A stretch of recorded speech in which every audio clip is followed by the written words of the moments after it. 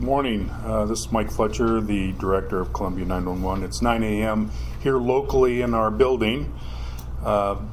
This session is recorded, and copies of that will be available in normal time for processing. So I'll turn it over to Bruce. Okay. We're going to open this meeting of the Board of Directors of Columbia 911 Communications District, February 23rd, 2023. I'm Bruce Halsey. I'm the Board President, and if the other board members would like to introduce themselves, I would appreciate it. Yeah, this is Jeff Flatt, board member from Rainier.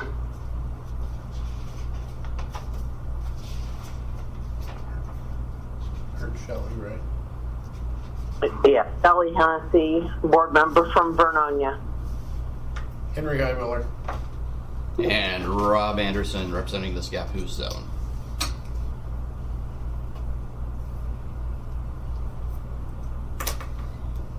Okay, would the staff like to introduce themselves? So in the room here we have Chandra Egan, Danelle Hoopers, Operations Manager, Nancy Edwards, CFO, Mary Jo Beck, Admin's Support, and myself. Okay, public comment. Is there any member of the public who would like to address the board? Please remember that is 3 minutes is what you're allowed, and I think you need to state your name and address. And I think Nathan, you'll control that, I'm assuming. Yep, it looks like we have a couple people with their hands raised. Tyler, Carol, and Josette. How do we raise our hands? Under reaction. Yeah.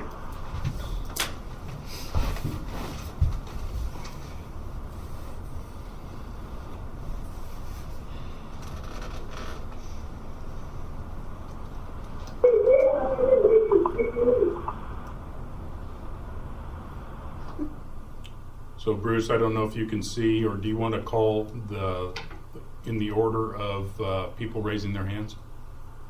Yeah, that's fine, and I can see a few people. I can't see everybody, so do you want to just do it that way? Sure, I see Rebecca on camera waving her hand, so I'm just going to go with Rebecca Fowler first. Thank you. Thank you very much. My concern is that this is not there's no public bid.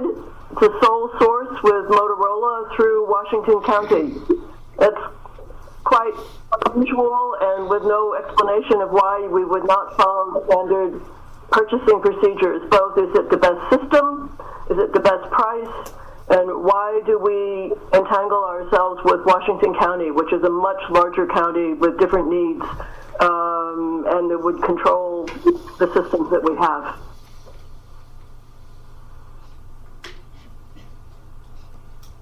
Okay. Thank you. I see Jim Fowler holding his hand up. Yes, I'm on.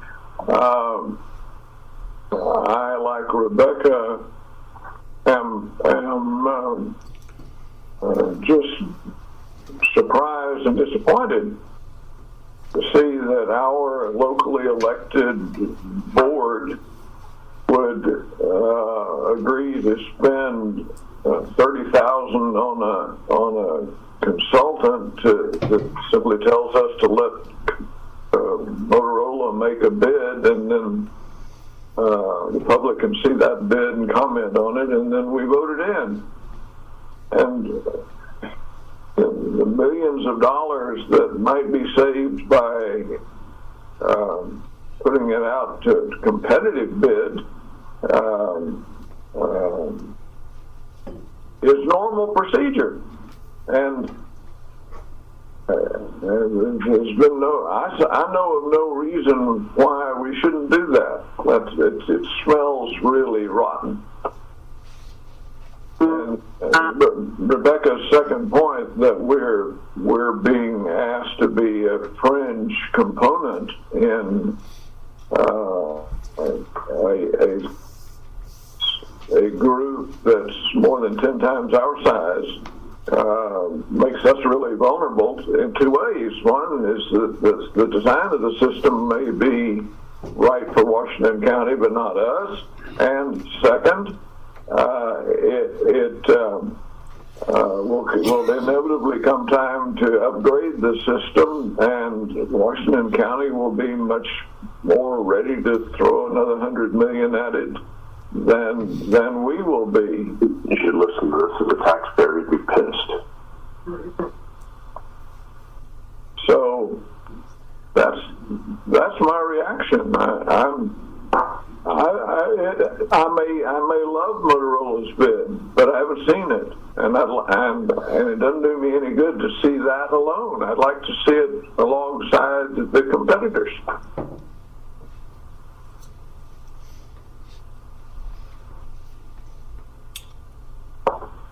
Thank you, Mr. Fowler. Are you complete there? Yes, I'm done. Very good. That's it. Thank you very much. Jeremy Hazenkamp?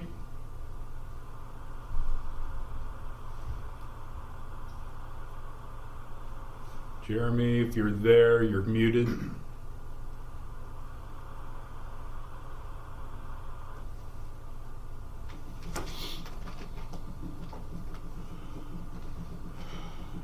Melinda, would you like to speak? I would, thank you. Good morning. I am a resident of Warren, and I'm also a business owner.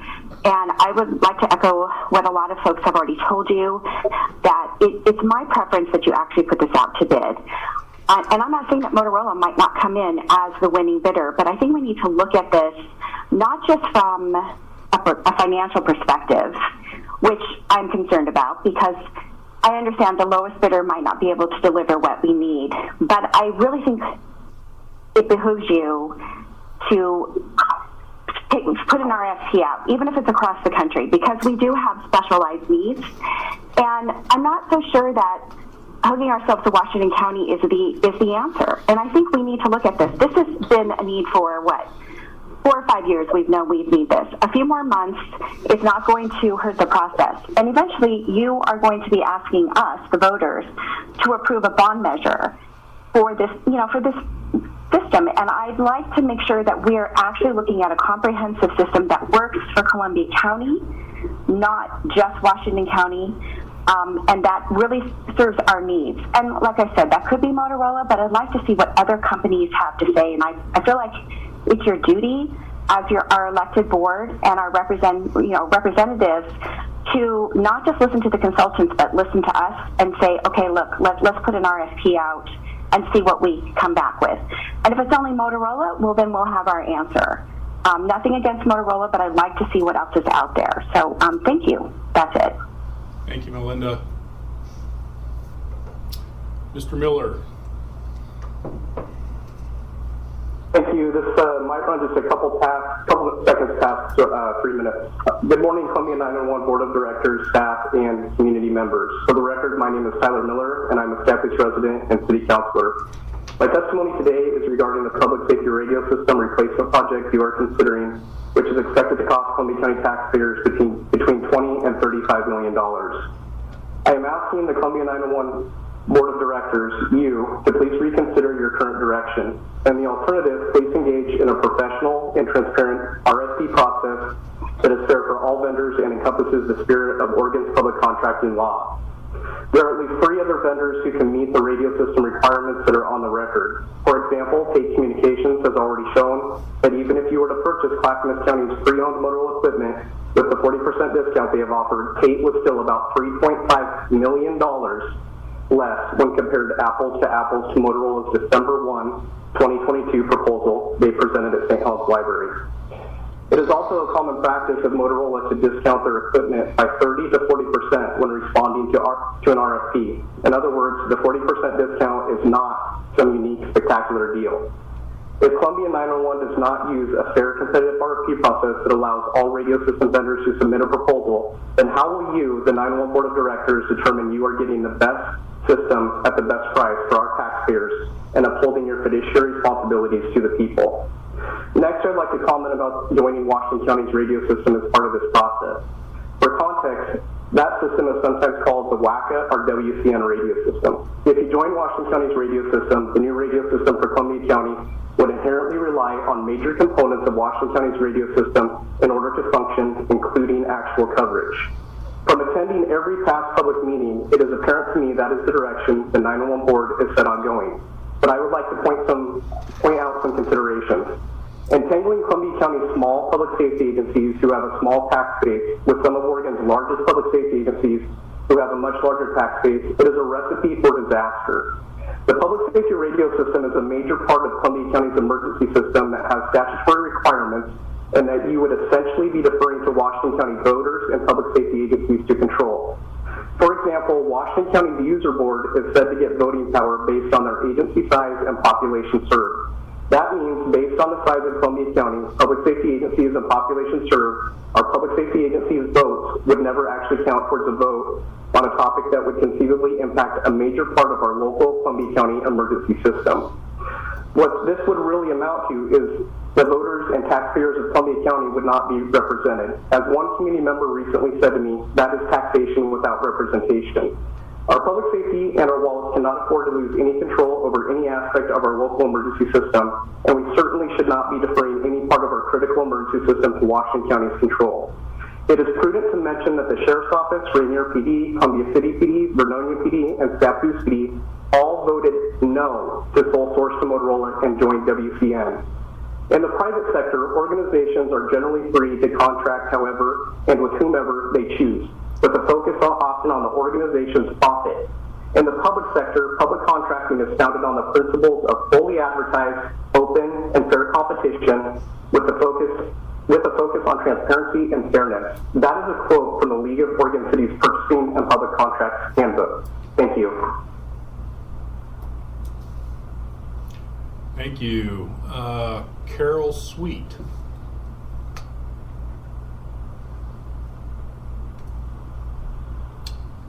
Carol, if you can hear me, you are muted.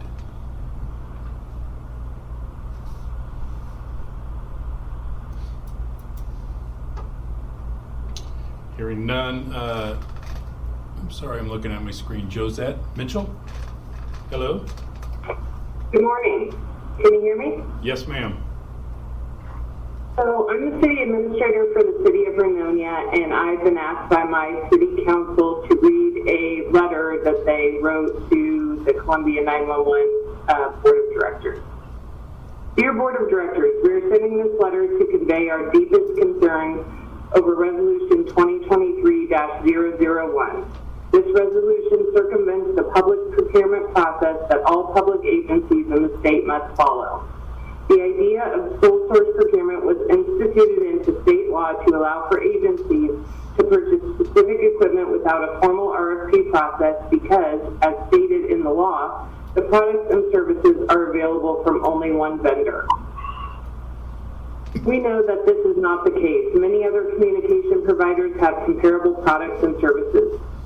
The public procurement process safeguards public agencies and their citizens by making proposals competitive, ultimately securing products and services at the best price. Another concern to us is that nearly all the law enforcement agencies within the county, including our own Vernonia Police Department, voted against the motion to move forward with the resolution. We are curious as to why agencies that will be primary users of the system were disregarded. We are usually concerned with the idea that the 911 system will be absorbed into Washington County's radio system. Larger agencies typically are current with equipment and advances, yes, but Columbia County residents will be held hostage to stringent upgrade participation, something, frankly, our citizens cannot afford. Vernonia being a community that is no stranger to emergency weather events, the absorption into a larger agency system leaves us concerned for future events where we may be left to rely on out-of-county agency in our time of need. This proposal will need a levy or bond to be funded for the Columbia 911 Communication District. This non-transparent process of only getting one bid under the sole source procurement process leaves a bad feeling that will taint the chances the citizens of Columbia County will actually vote to pass a levy or bond for this purpose. While the City Council understands the immense need for a system upgrade, we are wholly against the resolution and urge the Board of Directors not to pass this resolution, and instead urge the Board of Directors to issue an RFP for a new radio system. Respectfully, the Vernonia City Council. Mayor Rick Hobart, Council President Dale Webb, Councilor Sharice Ash, Councilor Donald Norman, and Councilor Susan Feiner. Thank you. Thank you. I'm going to try again for Jeremy Hazenkamp.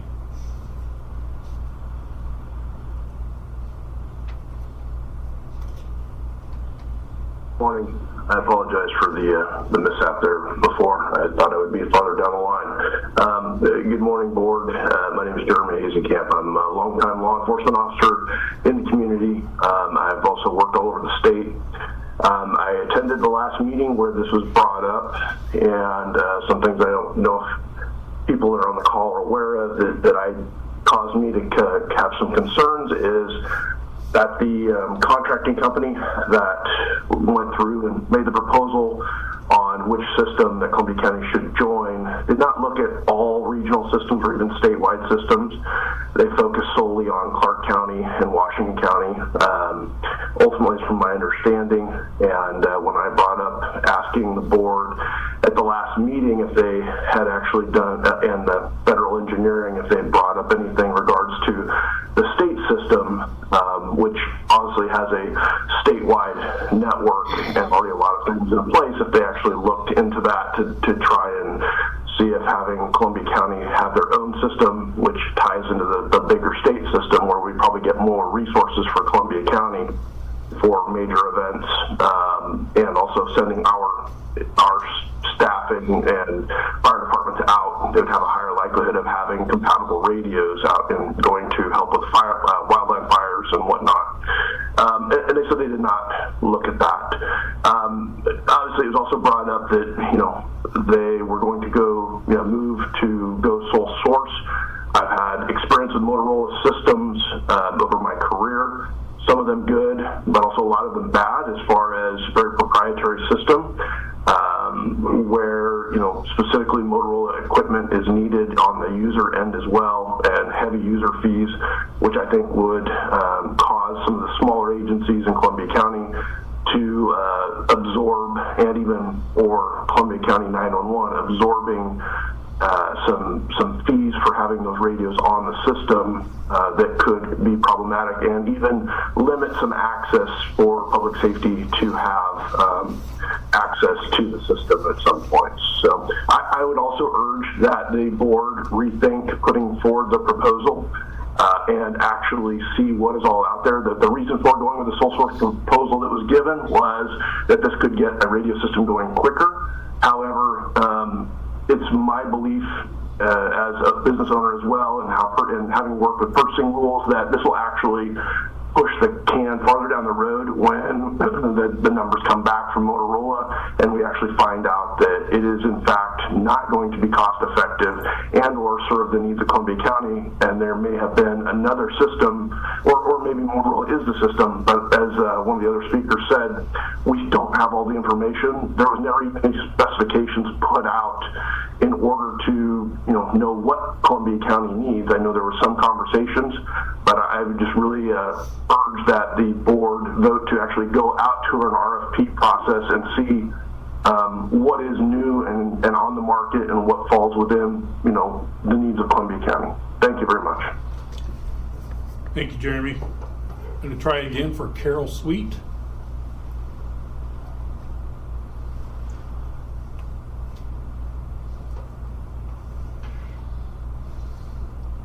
Carol, if you can hear me, you are still muted.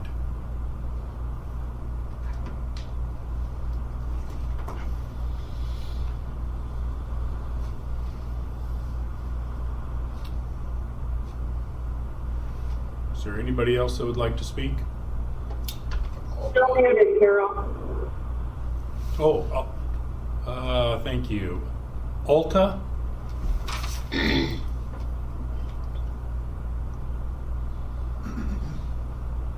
Yes, thank you. I don't know that there's much to add to this. I think Mr. Hazenkamp, I think the city of Vernonia, I think Melinda, everybody's really touched on this, and I think the board has really kind of done us a disservice by not getting all the information, putting it out for a public bid, even checking with their consultant firm who's just really kind of referring it down to one and not the others. In the long run, if you go with Motorola, and that might be the one you end up with, but you could end up costing the county so much more money that keeping up with Washington County, I just think it's the wrong way to go. I think we should put it out for bid, take all the information from there. That's all. Thank you. Thank you.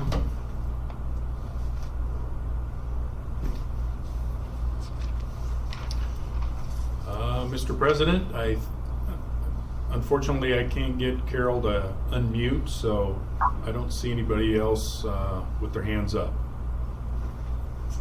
Okay, thank you. Are there any additions to the agenda to be made? None from staff. Okay. Approval of minutes. Seeking a motion to approve the meeting minutes from the board special meeting of January 10th, 2023. And are we allowed to do both the January 11th, 2023 board and advisory joint meeting transcript and the February 13th board special meeting? You can, if there's any edits noted from the board members as to which meeting they'd like to make edits or changes. So, Mr. Chair, I would like to move to approve the slate of minutes as presented. Second. Is there a second? Thank you, whoever seconded that. Any discussion? Not hearing any discussion, I will call for the vote. All in favor say aye. Aye. Aye. Opposed? That was an aye. Sorry, this is Jeff. I was muted. I'm an aye as well. Okay, thank you. Sorry, I can't see here or whatever. So, again, is any opposed? Anybody? Motion passes. Financial reports.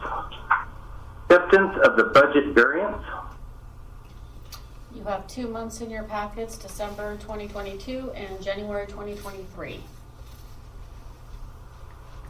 Mr. Chair, I move that we approve those budget variance reports as presented. Okay. Is there a second?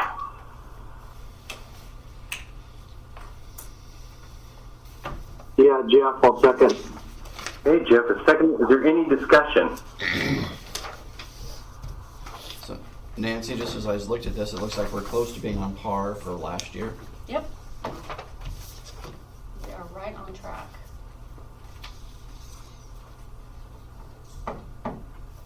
Not hearing any discussion. Call for the vote. All in favor say aye. Aye. Aye. Aye. Aye. Aye. Opposed? Motion passes.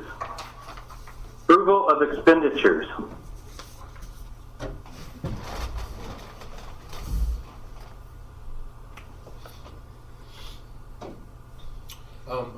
I had one question, and Mike, this might be best to you or Nathan.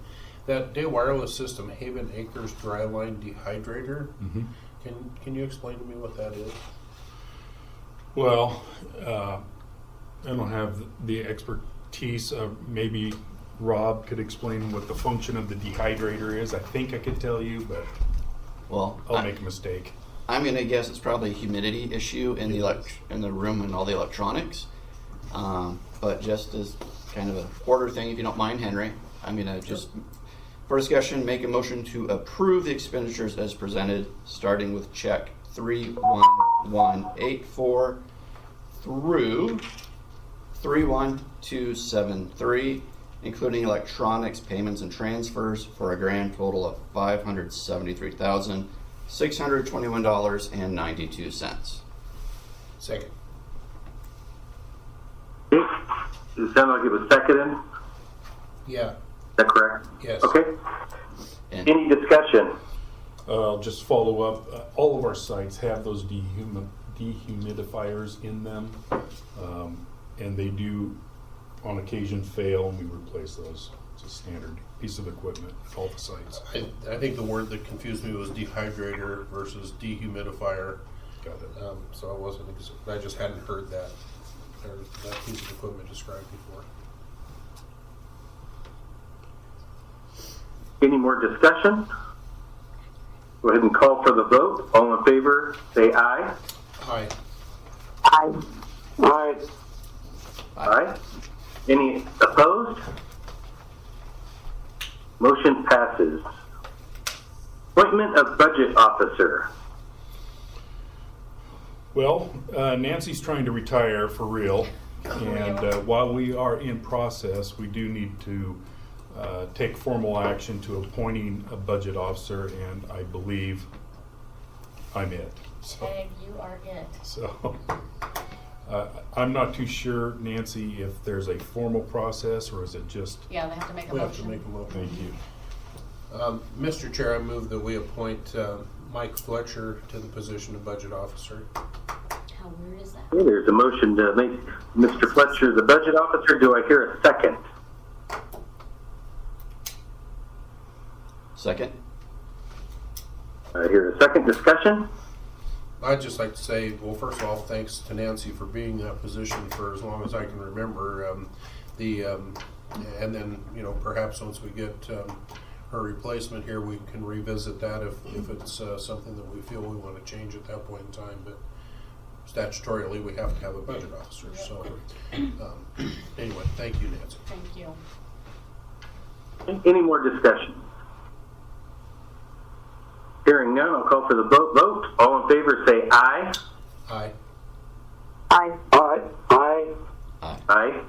Opposed? Hearing none, congratulations, Mr. Fletcher. Yay. Operations Managers Report. Janelle.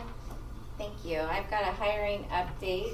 We did have our second lateral of the last 12 months start on this last Monday. Already off to a great start. I have a third lateral applicant in backgrounds. And I keep saying I'm going to open entry-level hiring, but we keep getting lateral applicants. So I think that I'm going to try again and open entry-level in mid-March. We do have one trainee that is off to the academy this next week and doing well. And we are sending 3 operations staff members to the Northwest Leadership Seminar in March. At 1 external and 1 internal inquiry, both resulting in training. Any questions?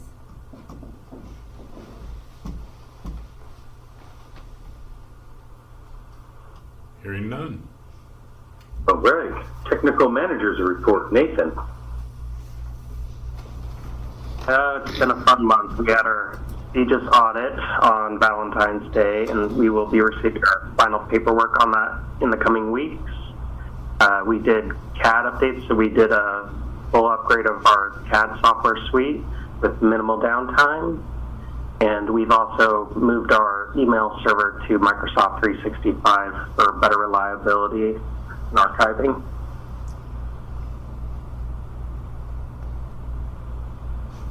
Any questions for Nathan?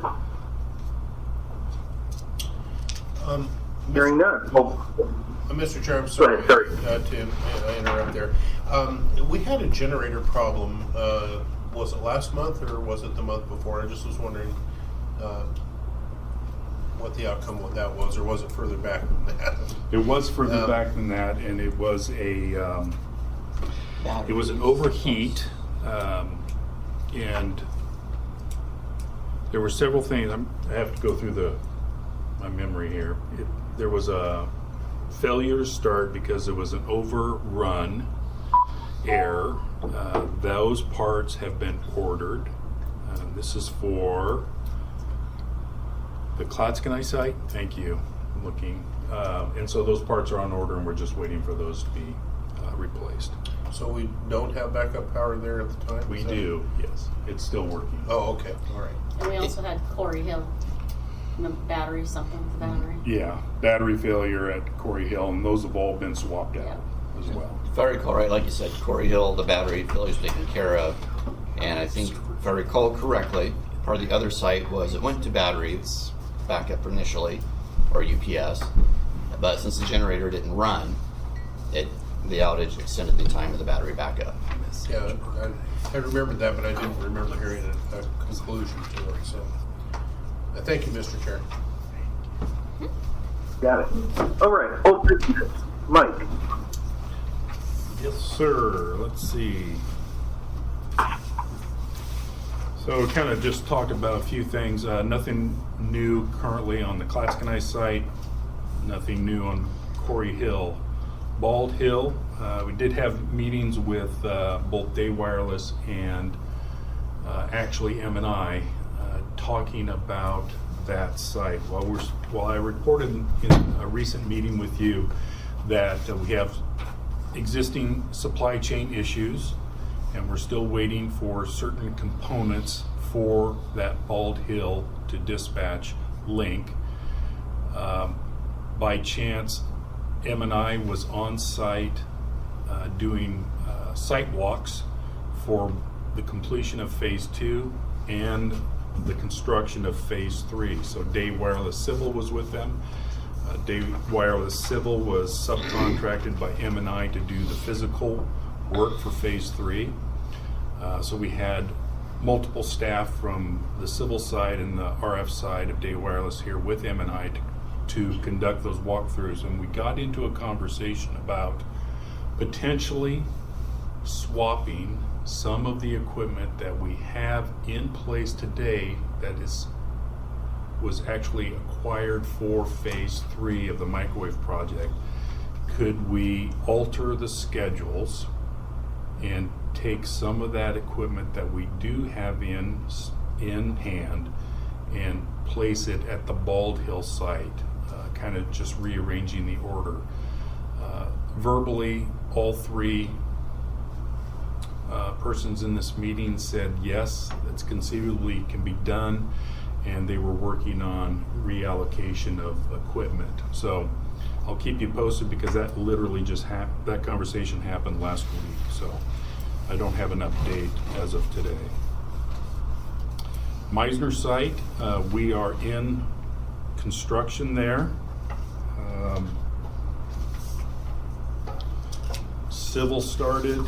We've already had our first inspection from the county. The foundation and rebar have been inspected by the county. Concrete pouring has commenced end of last week and again first part of this week. I have approved 2 change orders. Number 1 was the propane tank. When we started this project, we placed an order with our current vendor, our propane vendor, for a 1,000 gallon tank, and we are still waiting with no estimate of a delivery date of when that tank may be available. That's a showstopper, so we put out a net to other entities to try and find a 1,000 gallon tank. We did acquire one. It was what we expected to pay, it's $10,000, and then we paid for the delivery to the site and then removed the generator and the propane to storage. So that change order was $11,350.66. Second change order was just approved this week, and that is for road improvements on Lookout Road. So Lookout Road is a primary road off of Meisner, which is at the end of Lookout is where our site is, and we have a lot of heavy equipment going up and down that road. This time of year is not conducive for keeping the road workable for the neighbors, the folks that live up there. So we authorize a load of gravel and improvements to be laid, mostly for the benefit of the citizens that live up there. So that was a $7,500 charge. Both of these are within the budget line of contingency for that project, and we're just moving forward. Can we go back to that propane tank, Mike? Is that actually a change order where we're going to have to buy How much was the tank in the original bid? It wasn't at $10,000? It was $10,000. It was just that we changed it from Suburban Propane, who is our vendor, and we just authorized Day Wireless. So in the Day Wireless bid for that construction, that wasn't included. We were getting that from a third party. So it's just reallocating the dollars that we were going to spend with Suburban and moved it to Day Wireless under their contract. Okay, and is it a new tank? It is. Okay, I know those things have some certification dates and things like that. Correct. Okay, thank you. Any other questions on Meisner? Hearing none. Haven Acres, there's nothing to report there. Kind of talked about, M&I was here doing their site walks. We'll get a better estimate of timelines. Right now, they're thinking May to start the actual civil work on those towers. Next on the business is resolution 23-01. In your packet, it's originally labeled 2023-001. We just changed the formatting to what the district has historically used. What this resolution is actually just a ratification, affirmation of the board's action from January 11th. It's just a cleaned up version of the intent of that motion and action, where it's detailed so anyone can see exactly what the intent of the district is. So, it's the board's pleasure whether you'd like to act on that resolution.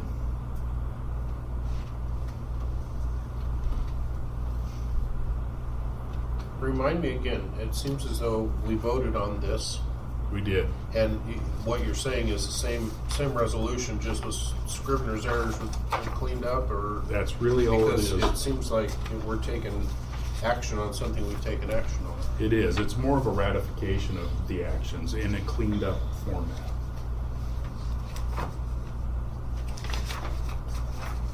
Okay, this seems a little confusing to me, but you know, the position, as far as I'm concerned, hasn't changed as far as proceeding with the evaluation of said process. But so with that, I would move that we replace. Are we replacing resolution 2023-01 with 23-01? That is correct. We can't have two resolutions that say Nope. the same thing on the books. Right. No. 2023-001 is going away. This is the correct resolution. It's in our format that you guys are normally used to seeing. Right. Okay, I just So want it's to have. just a replacement of it. Okay, if I'm going to make that motion, I want it to be clearly identified as a replacement for. Yes. It was, give me the other number, 2023-001? Yes. Correct. And this one's 23-01. Okay.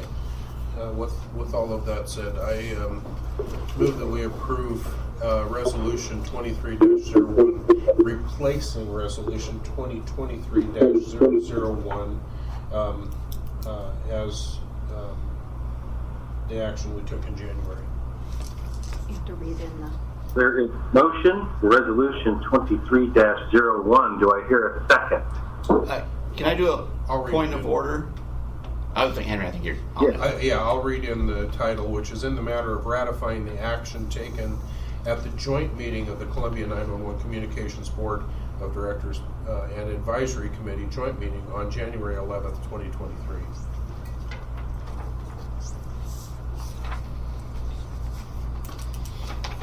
There's the motion. Do I hear a second?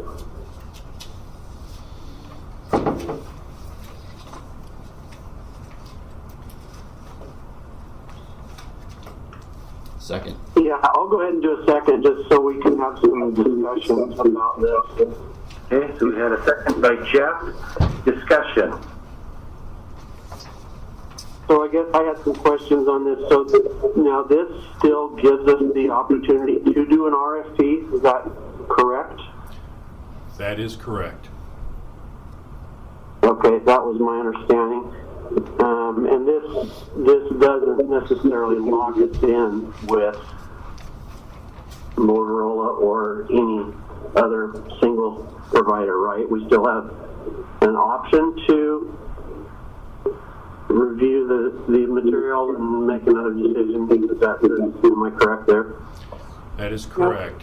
And further on that is this action of the board was to authorize legal counsel and our consultant, Federal Engineering, to develop the specifications, the requirements of any radio system replacement. The intent is to work directly with Motorola first, but if that does not come to pass, then all of this work is not wasted and it becomes either an invitation to bid or an RFP.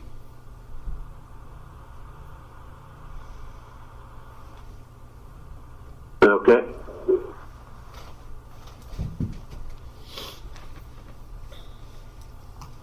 Is there any more discussion?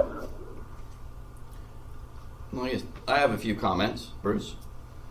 Okay, go ahead. Rob. So again, confirming the change is by title only to Resolution 23-01, just to match our current tradition of how resolutions are labeled. Hearing there's a lot of input, and we had more public input today. Want to assure the public that their input is being received, and I believe this resolution achieves part of that. As far as the resolution is just to continue with some research, which was also asked from our user committee to answer some questions they had. This resolution does not commit us to the path of a single vendor or sole source at this time. And the resolution towards the end does state that is the case, does state there will be a public hearing after this is produced, which will give time for additional public input. And also, first we'll go to our advisory committee to report to the board. This study has some opportunities to it, which also align with some of the other long-term goals of this agency that we've been unable to fill, which includes considerations of a backup center and to update the way our dispatch is done, which could be doing automated dispatch on the fire side, which would free up the dispatchers for other radio traffic, including primary law enforcement, if it is a joint response between the two agencies. Looking at it, this resolution will provide additional information that's available both to the board, to our advisory committee, and to the general public upon what options are available. I think we would not be doing our job looking after the taxpayers' money if we are presented this, which says it could be a discount, if we didn't verify whether or not that would be a discount or not. We just want to try to get apples to apples solid figures, and to help with that, part of this resolution is to establish a base map of radio coverage that is approved from our end users. So we will have a standard coverage map to ask any vendors that this is what it needs to be. Because right now we don't have a single coverage map to reference.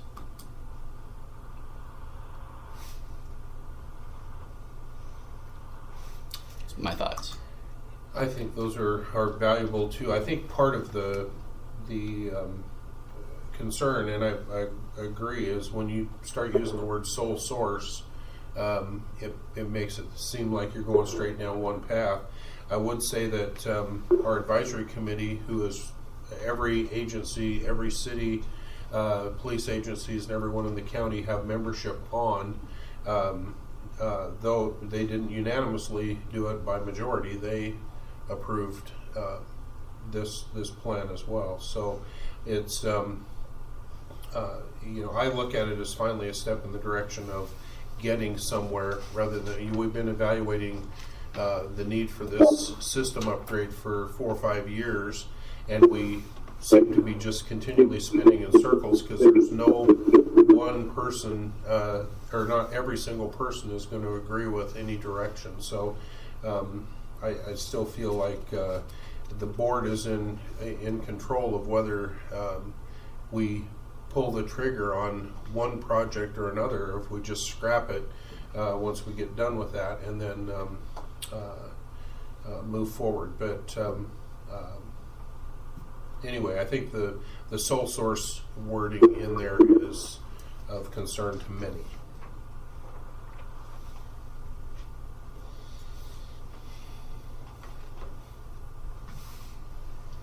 Is there any other discussion on this?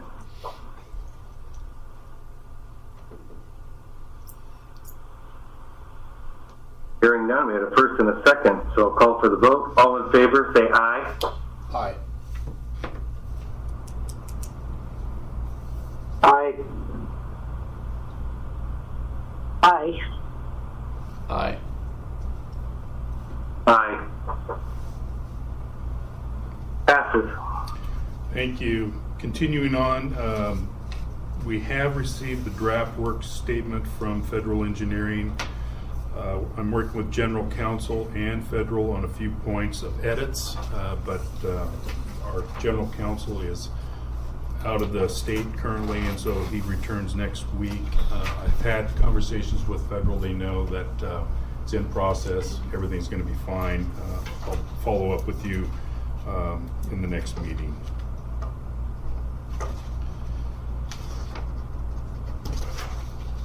That is all the information on the radio sites. Just want to follow up and give you an update on the CFO recruitment that is underway. Prothman, who is the recruiting firm that is working with the district, has started the advertisement nationwide. The staff member who is responsible for this project for Prothman was in the building this last week, met with management staff and both two members of the personnel committee, Henry and Rob, and conducting interviews with all staff and determining the best path forward. They expect the first round of applicants to be reviewed in about 5 weeks now. Prothman is doing the first 2 rounds of vetting of potential applicants, and then the finalists, and that number of finalists hasn't been determined yet, will come to the district's facilities for interviews. It's a turnkey operation they're doing from start to finish, so they'll be guiding us. I'll keep you posted as that progresses.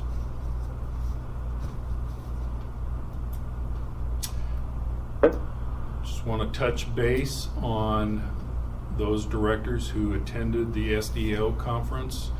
Any input that you had, or ideas, suggestions, recommendations that we could pass on?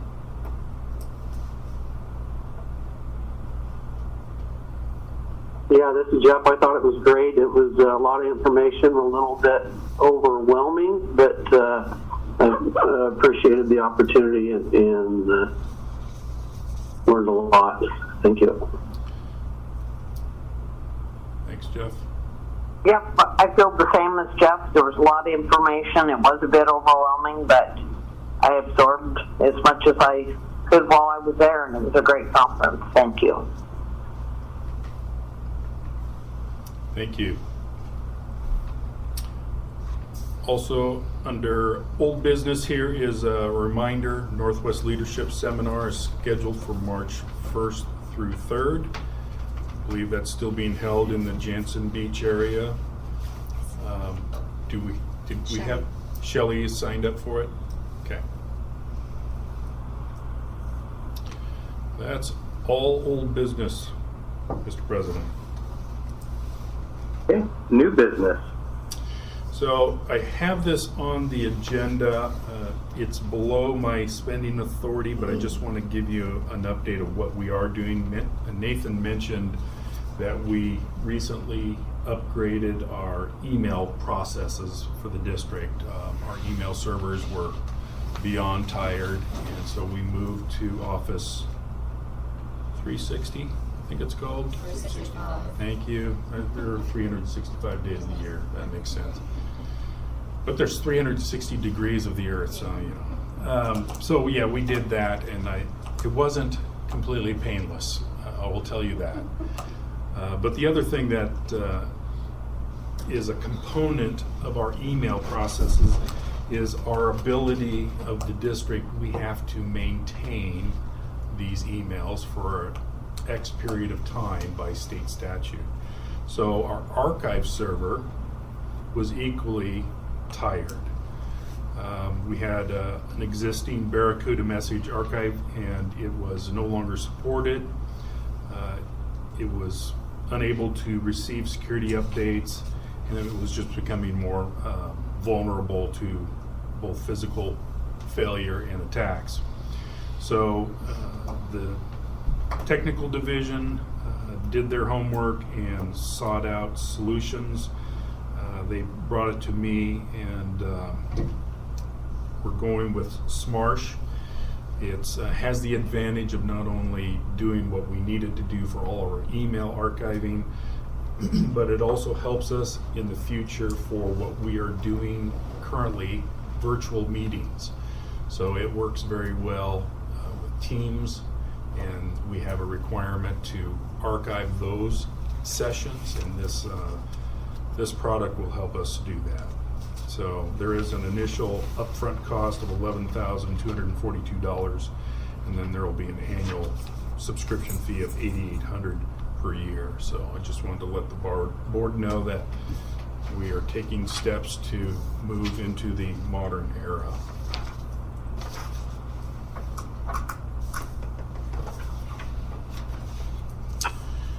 Hey, is that it on that, Mike? Yes, sir. Any questions? Well, I hate to say, looking at the two quotes, you know, I notice we're going for the spindier one, which isn't too thrilled about, but I think, as you mentioned, we've learned in the COVID and post-COVID that a lot of meetings and other things are being done virtually. And the one thing that this bid does do, the spindier one, unfortunately, from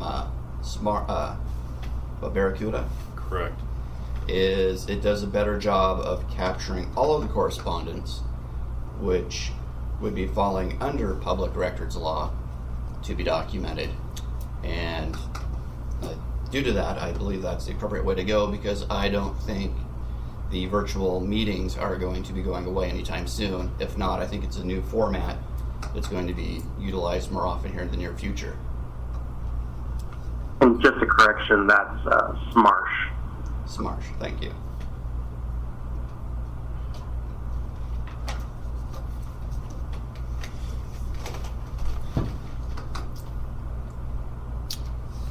That's all, Mr. President. Okay. Last item on the agenda is addressing an issue relating to the district employees and protecting them from a hostile work environment, including from external sources. In this case, the external source is Tyler Miller.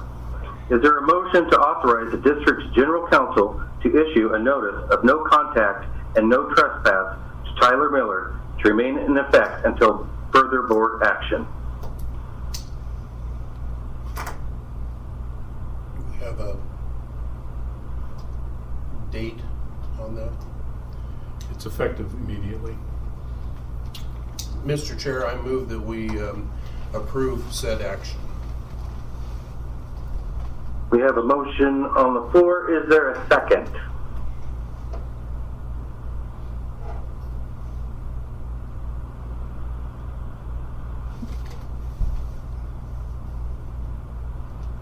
Yeah, I'll second. This is Jeff. We have a second by Jeff. Any discussion?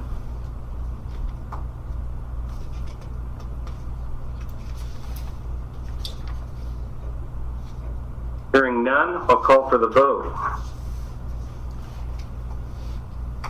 All in favor, say aye. Aye. Aye. Aye. Aye. Opposed? Or abstaining? And Mr. President, I want you to know I am abstaining from this vote. Okay.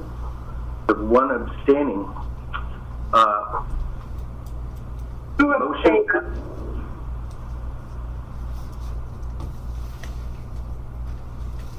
Who abstained? That was Rob Anderson. Rob Anderson.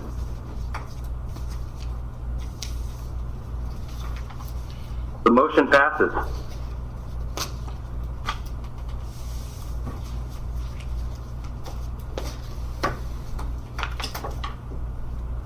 Is there any board member that would like to make a comment before adjourning? I'd just like to, Mr. Chair, this is Henry. I'd just like to say that thanks to our staff and thanks for helping us out with getting this documentation together. Also, the consultant for replacing Nancy's position. He seems very professional, and I really appreciated talking with him the other day. So I'm looking forward to seeing who comes forward as candidates for that position, but I don't know. I told him I don't know how we're ever going to fill those shoes. So good luck to him. But it sounds like he's really focused. Thank you. Any other comments from any other board members?